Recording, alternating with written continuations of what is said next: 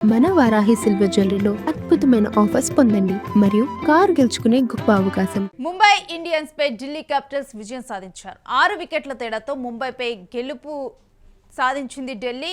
Young batter Sameer Rizvi అద్భుత batting చేశాడు. రిజ్వీ 51 బంతుల్లో 7 సిక్సర్లు 7 ఫోర్లతో 90 రన్స్ చేశాడు. ఇక రిజ్వీకి చక్కని సహకారం అందించాడు నిశాంక. తొలుత 162 రన్స్ చేశారు ముంబై ఇండియన్స్. అయితే 11 బంతులు మిగిలి ఉండగానే ఢిల్లీ ఘన విజయం సాధించింది. ఇక ఈ మ్యాచ్కు సంబంధించినటువంటి అప్డేట్స్ మా ప్రతినిధి సత్య అందిస్తాడు. సత్య, ముంబై మీద ఢిల్లీ ఘన విజయం సాధించింది. పూర్తి డీటెయిల్స్ ఏంటి? ఈ మ్యాచ్ అనాలిసిస్ ఏంటి? అంటే ఉత్కంఠభరితంగా సాగినటువంటి మ్యాచ్ ముంబై ఇండియన్స్ అలాగే ఢిల్లీ క్యాపిటల్స్ సంబంధించినటువంటి మ్యాచ్ లో ఢిల్లీ క్యాపిటల్స్ పై చేయిని సాధించింది. 6 వికెట్ల తేడాతో కూడా ఘన విజయం సాధించింది. ఇప్పటికే ఏదైతే ముంబై తొలుత బ్యాటింగ్ చేసినటువంటి ముంబై 20 ఓవర్లలో 162 పరుగులు చేసింది.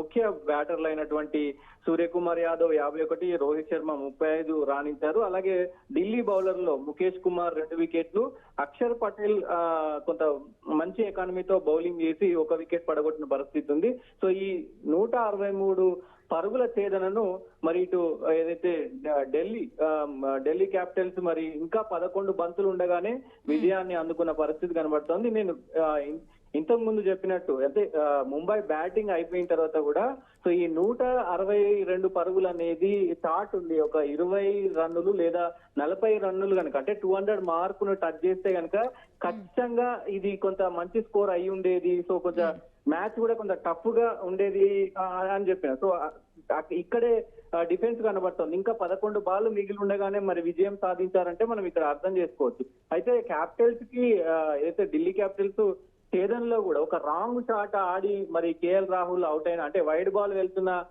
బాల్ ని ఆయన కొంత మరి బ్యాక్ సైడ్ ఇట్లా ఆడడంతో కూడా మరి ఆ బ్యాట్ కు తగిలి కీపర్ చేతిలో పడింది. అట్లా ఏదైతే నితీష్ రానా కూడా మరి ఒక షాట్ ఆడబోయి ఆయన కూడా అవుట్ అయిన పరిస్థితి ఉంది. దాని తర్వాత ఇంపాక్ట్ ప్లేయర్ గా వచ్చినటువంటి సమీర్ రిజ్వీ మెరుపులు మెరిపించాడు. కేవలం 51 బంతుల్లోనే 7 సిక్సర్లు 7 ఫోర్లు కొట్టి 90 పరుగులు చేసి ఈ మ్యాచ్ ను అంటే ఒంటి చేత్తో ఆయన మ్యాచ్ ను గెలిపించిన పరిస్థితి ఉంది. దాంతో పాటు నిశాంక సహారం ఈ ఓపెనర్ నిశాంక కూడా మరి 30 బంతుల్లోనే 44 పరుగులు చేసి వీళ్ళిద్దరి భాగస్వామ్యం చాలా చక్కగా కుదిరిన పరిస్థితి కనబడతా ఉంది. సో ఎందుకంటే ఇక్కడ రిజ్వీ 90 పరుగుల దగ్గర అవుట్ అయినప్పటికే దాదాపు ఈ విజయం అనేది ఖరారు అయిపోయింది. 150 పరుగుల చేరువలో ఆయన వికెట్ పడింది, రిజ్వీ వికెట్. సో దాదాపు అప్పటికే మరి విజయం ఖరారు అయిపోయింది కాబట్టి వంటి చేత్తో రిజ్వీ బ్యాటింగ్ మెరుపులు మెరిపించాడు. దాంతో పాటు ఇక్కడ ముంబై ఇండియన్స్ బౌలింగ్ ఎవరు కూడా పెద్ద ఆశించిన స్థాయిలో బౌలింగ్ ఎవరు కూడా వికెట్లు తీయలేకపోయారు అనుకున్నంత స్థాయిలో. అలాగే ఎకానమీ చాలా అంటే ఓవర్ రేట్ అనేది ఎక్కువైపోయింది. ఓవర్ కి 9 పరుగులు ఇవ్వడం 10 పరుగులు ఇవ్వడం ఇట్లా ఉంది కాబట్టి వికెట్లు కీలకంగా మారింది. ఎక్కడా కూడా ఏదైతే ఈ పవర్ ప్లే లో గానీ మిడిల్ ఓవర్స్ లో గానీ డెత్ ఓవర్స్ లో గానీ ఎక్కడా కూడా బ్యాటర్లను ఇబ్బంది పెట్టేటువంటి వీలుగా ఎక్కడ కూడా లేదు. 1 సైడెడ్ మ్యాచ్ లాగా వెళ్ళిపోయింది. వికెట్లు పెద్దగా అంటే స్కోర్ వెళ్తా ఉంది. ఇప్పుడు ఏదైతే రిజ్వీ బ్యాటింగ్ చేస్తున్నప్పుడు కానీ అలాగే నిశాంక బ్యాటింగ్ చేస్తున్నప్పుడు కానీ ఎక్కడా కూడా ఇంత తడబడి ఆడినట్టు కానీ లేదంటే కొంత బౌలింగ్ కొంత కట్టుదిట్టంగా వేసినట్టు ఎక్కడ కనిపించలేదు. సో ఏదైతే ఫీల్డింగ్ ఉందో లేదంటే ఆ బౌలింగ్ లో ఈ మార్పులు అనేవి ఖచ్చితంగా కనబడ్డాయి. ఈ బౌలింగ్ అనేది కొంత పూర్ గా ఉంది అనేది ఖచ్చితంగా ముంబై టీము ఇటు బౌలింగ్ లోను బ్యాటింగ్ లోను రెండిట్లోనూ ఈ మ్యాచ్ లో తడబడినట్లేనా? డెఫినెట్ గా. ఎందుకంటే ఆశించిన స్థాయిలో ఇది పెద్ద గ్రౌండ్ అంటే ఇక్కడ సింగిల్స్ తీసే అవకాశం ఉంటది, సింగిల్స్ ని డబల్ లాగా మార్చే అవకాశం ఉంటది. పెద్ద గ్రౌండ్ ఉంటది, 79 మీటర్స్ బౌండరీ ఉంటది.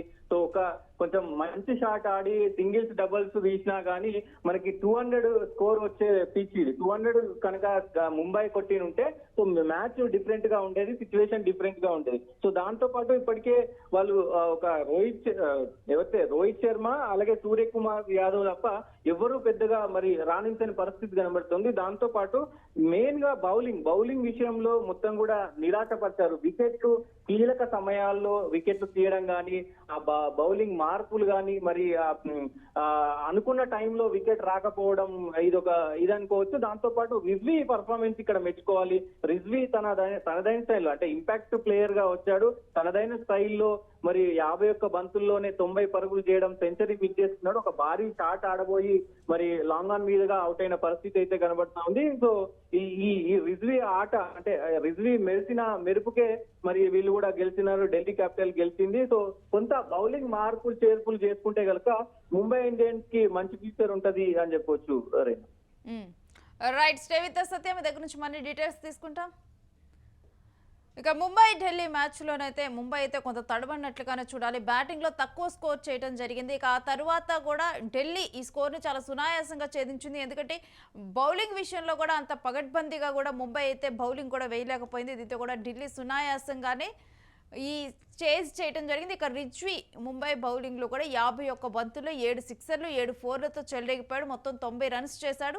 ఇక రిజ్వీకి చక్కగా నిశాంక 44 పరుగులు చేస్తూ కూడా సహకారం అందించాడు. తొలుత 162 రన్స్ చేసిన ముంబై ఇండియన్స్ని ఇక 11 బంతులు మిగిలి ఉండగానే ఢిల్లీ ఆ విజయాన్ని ఛేదించి ఘన విజయాన్ని దక్కించుకుంది.